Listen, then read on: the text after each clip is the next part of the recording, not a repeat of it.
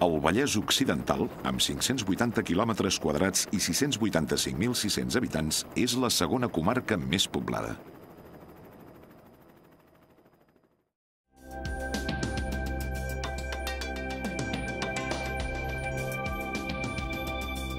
A l'aeròdrom de Sabadell hi ha cristal·litzat des de l'any 1953 l'afició per volar de molts catalans. Inclinació que ja s'havia manifestat des de 1915.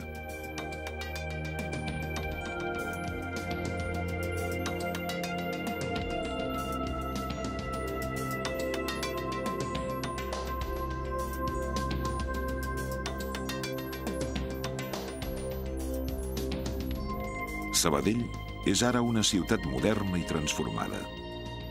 Hereva de l'antiga Raona, ibera i romana, a l'edat mitjana s'hi va formar el primer nucli de població. Al segle XIX es va convertir en una de les poblacions industrials més importants de Catalunya. Hi destaca l'especialització en el treball de la llana. Per aquesta activitat tèxtil, Sabadell era anomenada la Manchester catalana.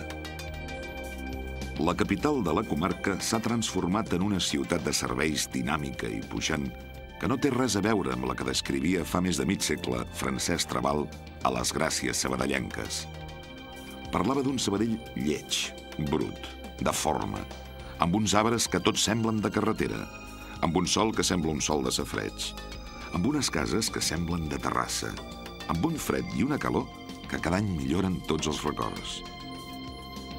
La ciutat fa compatibles els serveis amb la tradició associativa i amb un afany decidit per la promoció cultural i educativa en camps tan diferents com la paleontologia, l'astronomia, el teatre i en l'escola industrial o el centre de càlcul.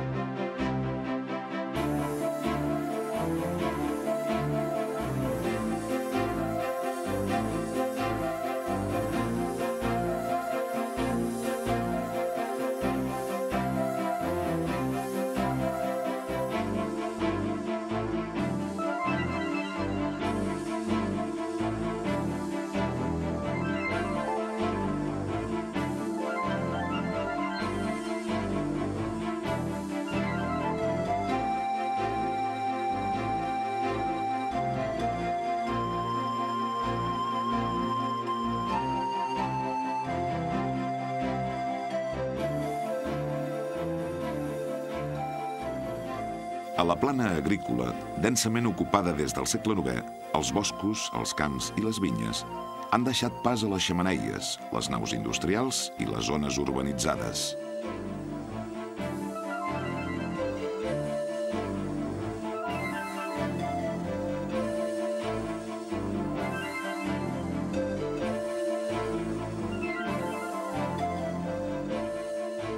Dalt de la serralada, l'antiga parròquia de Sant Pere de Reixac és testimoni d'un passat llunyà. Cerdanyola manté els trets d'un passat recent com a zona residencial i d'estiueig, amb la urbanització de Bellaterra, on hi ha el campus de la Universitat Autònoma de Barcelona des de 1971, amb el castell de Sant Marçal, que va ser transformat per l'arquitecte Gaietà Buïgas a finals del segle XIX, i amb el Jardí Botànic del Pedregà.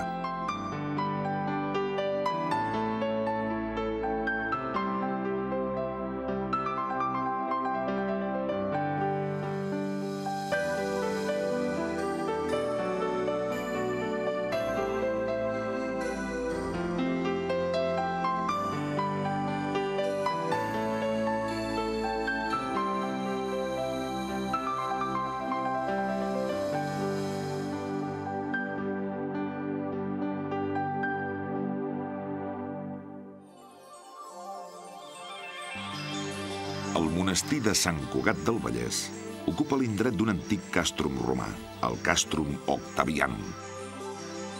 Va ser un dels monestirs benedictins amb major incidència en la construcció medieval del Principat. El claustre romànic i la façana gòtica són testimonis del passat medieval d'una població que s'està convertint en una zona residencial moderna.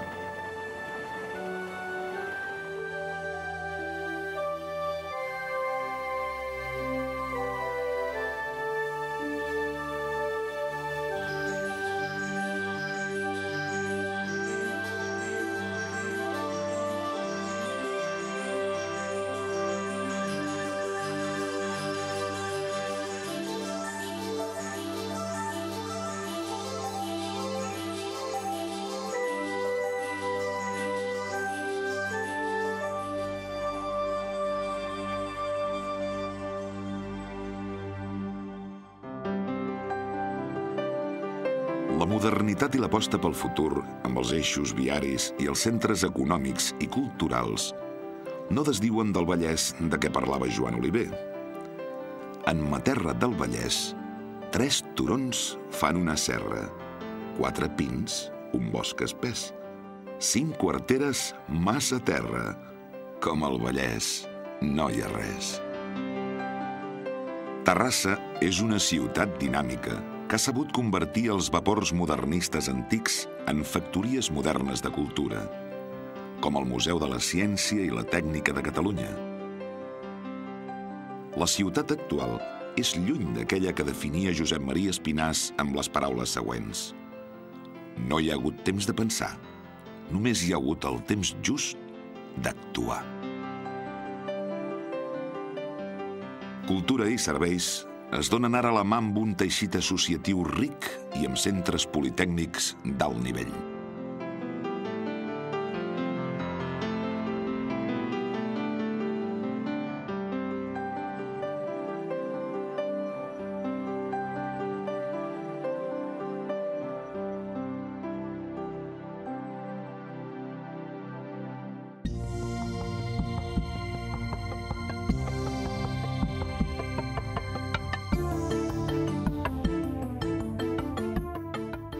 L'antiga Ègara romana es va convertir durant l'època visigòtica en seu episcopal, testimoniada per les singulars esglésies altmedievals. Destaca també el castell i cartoixa de Vallparadís.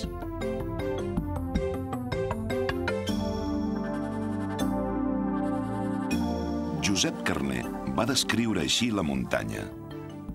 Els cims de la rodalia es veuen amorosits d'una calitja de dia, d'una salistia de nits.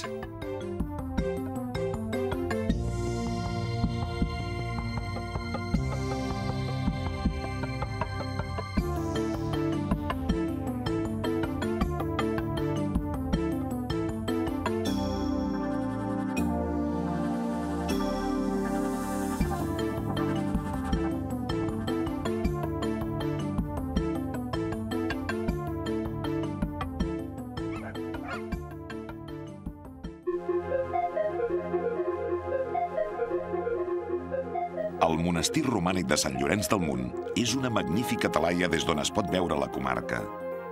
La muntanya és singular, amb la foradada natural del Motral del Drac, lligada a llegendes mítiques.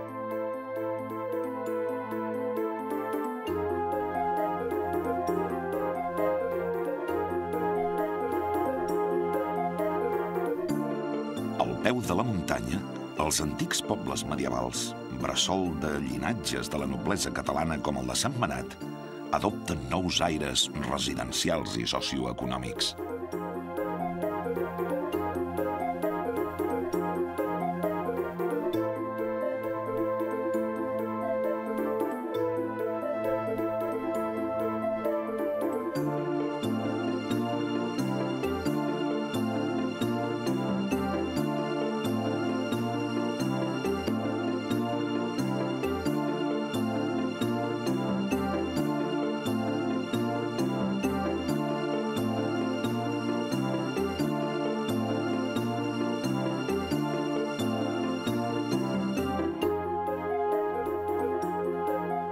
El poble de Gallifa, dalt del cim, ha restaurat l'església romànica de Santa Maria per adaptar-la als nous temps sota l'advocació de la Mare de Déu de l'Ecologia.